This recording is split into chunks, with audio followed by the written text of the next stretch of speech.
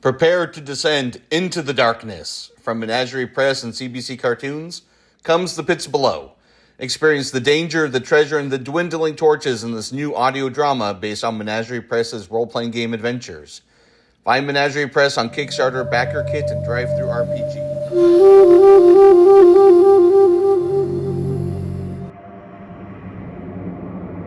Wrinn lay sprawled on the cold stone floor of a ruined study, breath shallow, limbs twisted.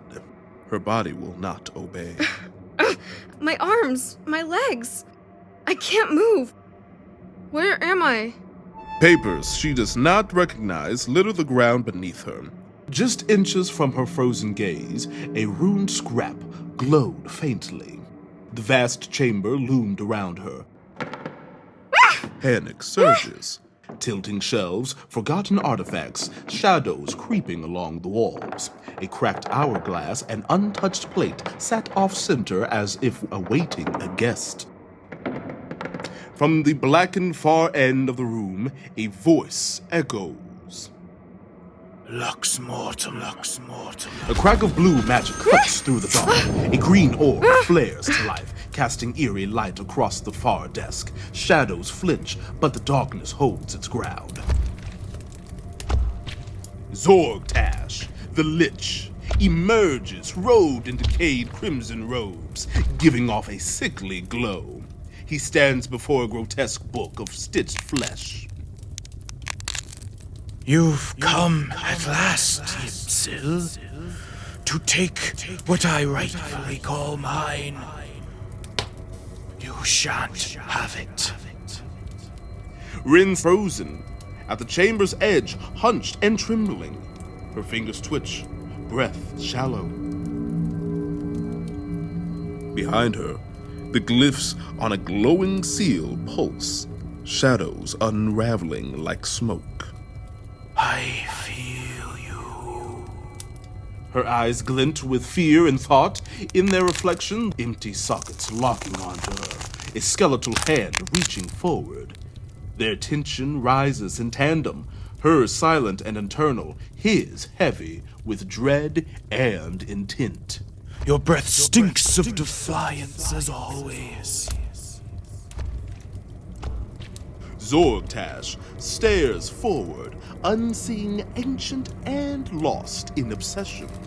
Yes!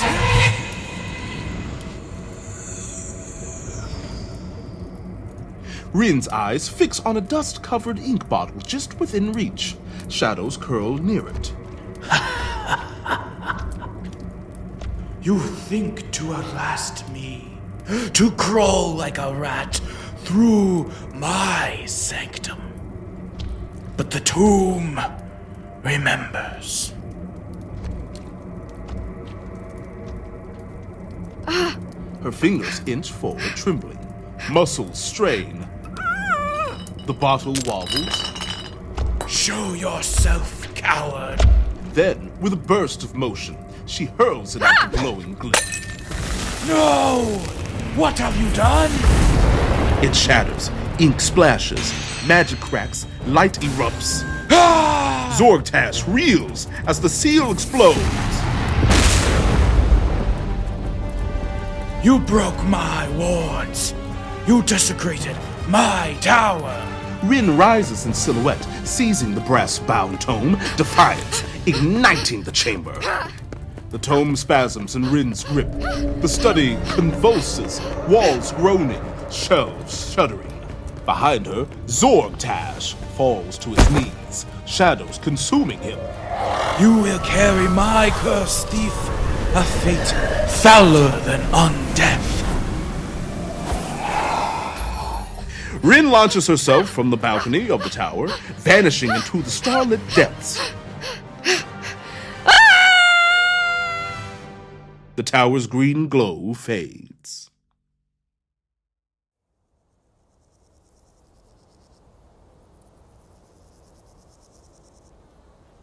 Thustle's outskirts lie silent, chimneys cold, shutters sagging. Not even the wind dares to move. Sonove sits on a crumbling stoop, sword across her lap, eyes distant. The others linger nearby, Casual but alert, she speaks low, haunted. This used to be the business district. The wells turned foul last month. My youngest got sick. Others too. Rot, maybe. Then they dredged the well. Found an elf corpse. Loaded. Black around the mouth. You don't say. Faded chalk runes stain the alley shadows. Sinove's grip tightens on her sword. White-knuckled, resolute, the others glance between each other, unease thick in the air. There are chaos runes in the alleys. Sometimes chalk, sometimes ash, sometimes worse. People are afraid to sleep. She stands, eyes meeting theirs, voice firm. No pity, just purpose. I need coin. Real coin. Not copper promises or sympathy. I've got kin. I want them out of this place. This is what adventuring gets me. A shot at something better. Turning toward the road, sword on her back, she carries both pain and resolve.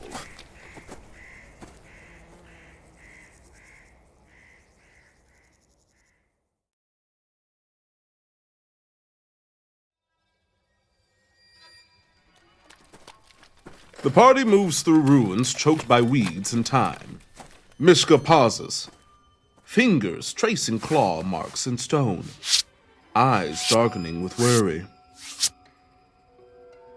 These are fresh.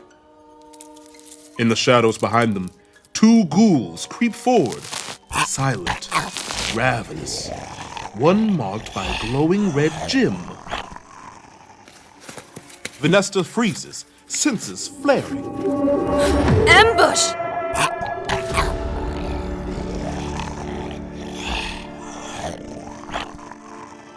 Two ghouls burst from the dark.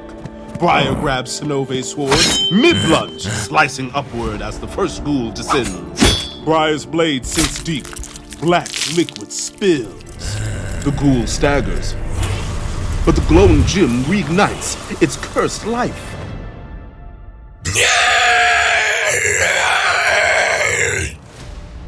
Both ghouls attack, claws and teeth tearing through Briar.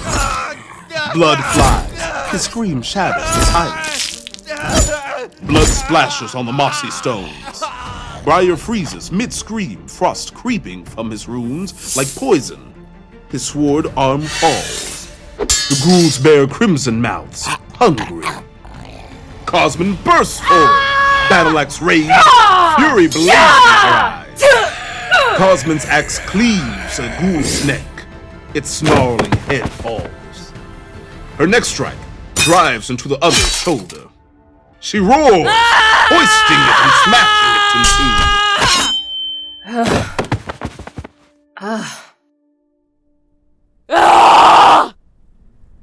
two. The ruins quiet. The group gasps for breath. Vanessa kneels by Briar, fingers pressing his neck, urgency creasing her brow. He's alive, but not for long. Mishka joins, hands glowing faintly over Briar's chest. Good paralysis. The venom seeps into the nerves, locks them down. If his heart keeps beating, he might come back. I think. Sinove moves slightly to the fallen ghouls, kneeling by a corpse. Her gaze shifts from its monstrous face to the torn, bloodied clothing, strangely familiar. Wait.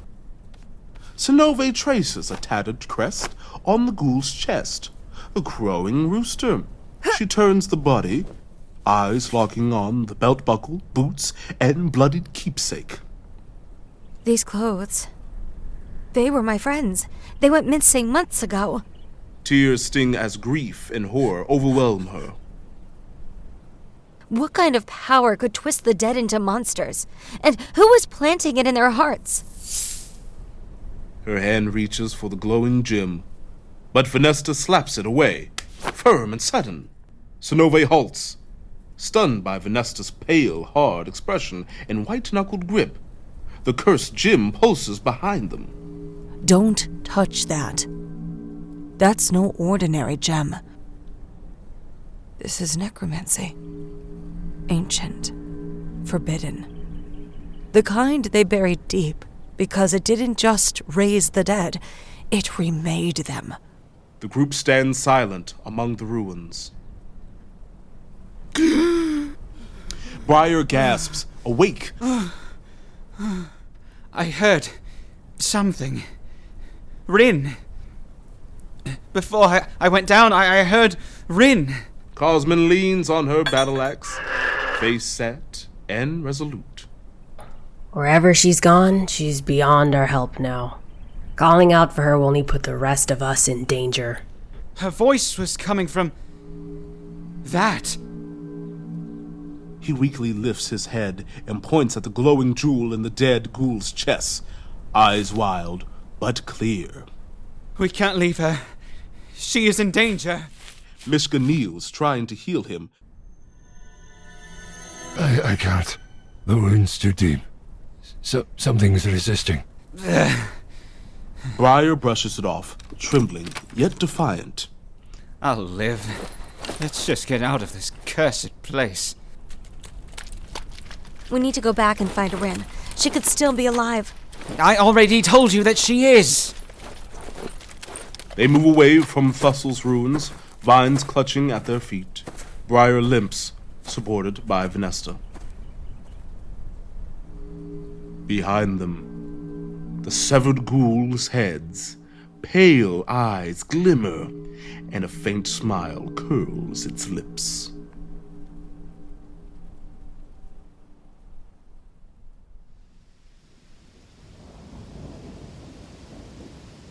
Shadows stretching over rain-darkened hills. Storm clouds gather, heavy and bruised. A mud-caked boot sinks into a puddle as rain begins to fall. The village street gleams wet, cobblestones slick beneath scattered tools. Venesta and Sinove walk under a tavern's eaves, cloaks dotted with raindrops, while the others move ahead toward the inn. The village has migrated westward. We can rest here, and then look for Wrinn. Do you have anyone waiting for you? We have a goat. Well, had. It's been hard since the rains stopped. I used to hope for a quiet life. A garden. A warm roof. Not this.